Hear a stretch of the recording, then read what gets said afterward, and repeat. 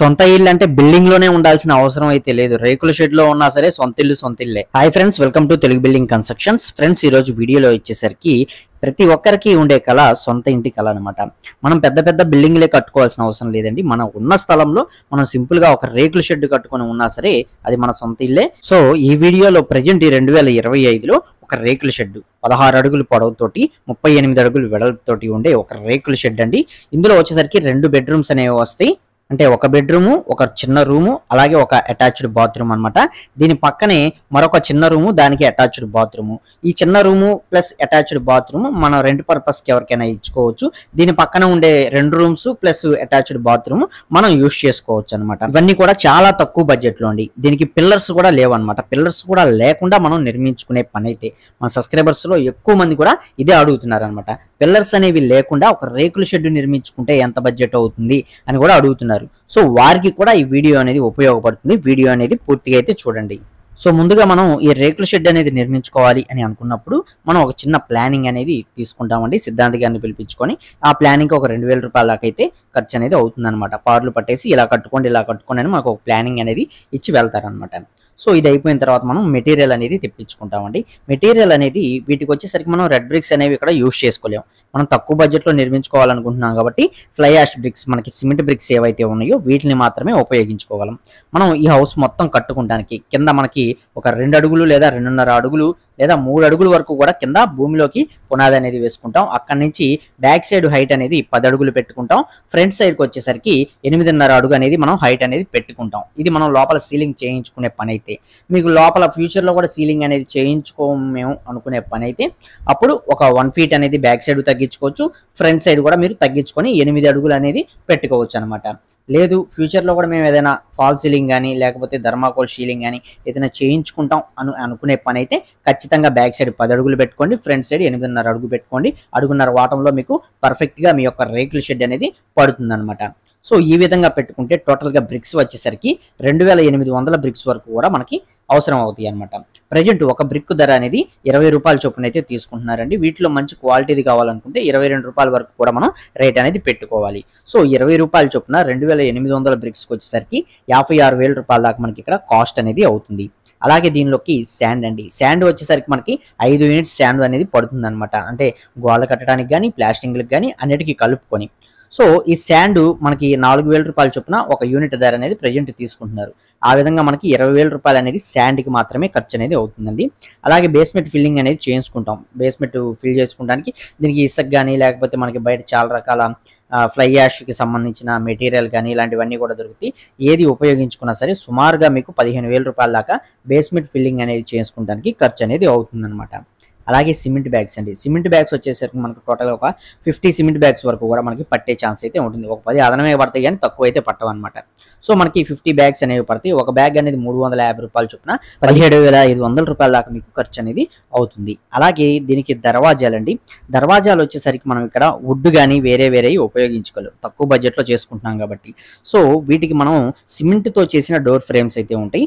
ఈ సిమెంట్తో చేసిన door frames అనేవి పెట్టుకుంటాం. వాటికి ఫ్లష్ డోర్స్ కానీ డబ్ల్యూపీసీ డోర్స్ కానీ ఇలాంటివి అయితే ఉపయోగించుకుంటాం. వీటిలన్నిటికీ కలుపుకొని ఒక 25,000 రూపాయల దాకా మీకు కాస్ట్ అనేది అవుతుంది. అలాగే మనం పైన సిమెంట్ రేకులు అనేవి వేయించుకుంటామండి. ఇక్కడ మళ్ళీ మనకి ఐరన్ రేకులు కూడా వేసుకోవచ్చు. సో మనం ఐరన్ రేకులు అనేవి వేసుకుంటే కాస్ట్ అనేది కొంచెం పెరుగుతుంది అనమాట. కాబట్టి మనం ఐరన్ పైపులు ఏవైతే ఉన్నాయో రౌండ్ పైపులు ఉంటాయి, ఈ పైపులు అనేవి వేసుకొని సిమెంట్ రేకులు అనేవి మనం పైన వేసుకుంటాం అనమాట. సో దీనికి వచ్చేసరికి 35,000 రూపాయల దాకా మనకి కాస్ట్ అనేది అవుతుంది మెటీరియల్ మొత్తానికి అలాగే వేసినందుకు కలుపుకొని. అలాగే మనం ఫ్లోరింగ్లో మనం టైల్స్ అనేవి యూజ్ చేసుకోలేము. టైల్స్ యూజ్ చేసుకుంటే మీకు 30,000 రూపాయల పైనే ఖర్చు అనేది అవుతుంది అనమాట. సో సింపుల్గా మనం ఏంటంటే ఇక్కడ నాపరాయి బండలు అనేవి పాలిష్ బండలు అనేవి బయట మార్కెట్లో దొరుకుతాయండి.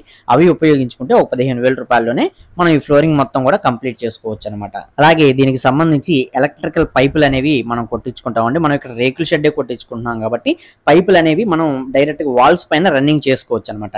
సో ఆ విధంగా రన్నింగ్ చేసుకొని మనకి సింపుల్గా లైట్లు అలాగే స్విచ్ బోర్డులు ఇవన్నీ ఫిట్టింగ్ అనేది చేసి ఇవ్వడానికి మెటీరియల్ కానీ వర్క్ చేసినందుకు కాను టోటల్గా 30,000 రూపాయల దాకా అయితే తీసుకుంటారు.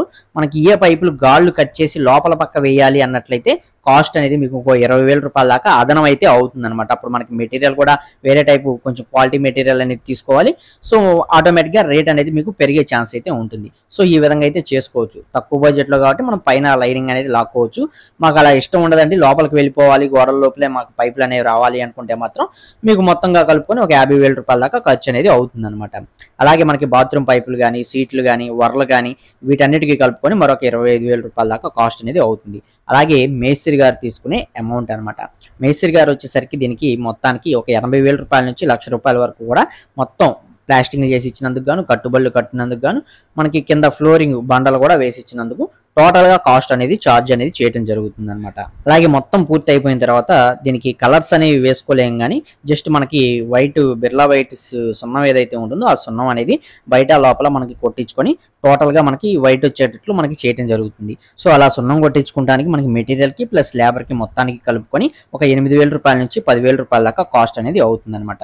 సో ఇక్కడతో మనం ఒక రేకుల షెడ్ అనేది ప్రాపర్ గా మనం నిర్మించుకుంటాం. ఈ విధంగా చేసుకుంటానికి మనకి టోటల్ గా మనకి అయిన మెటీరియల్ కాస్ట్ కానీ బడ్జెట్ కానీ అన్ని కలుపుకున్నా సరే మనకి 3,50,000 రూపాయల దాకా ఖర్చు అనేది అవుతుంది. ఇందులో గుర్తుపెట్టుకోండి పిల్లర్స్ అనేవి లేవన్నమాట.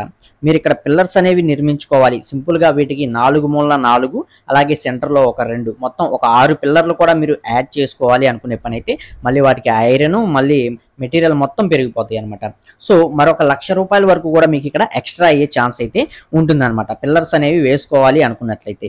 సో పిల్లర్స్ అనేవి లేకుండా చేసుకుంటే మీరు 3,50,000 రూపాయల్లో చేసేసుకోవచ్చు. పిల్లర్స్ అనేవి కూడా కావాలి అనుకున్నట్లయితే ఇంచుమించుగా మీకు 5,00,000 రూపాయల వరకు కూడా బడ్జెట్ అనేది వెళ్ళిపోతుంది అనమాట.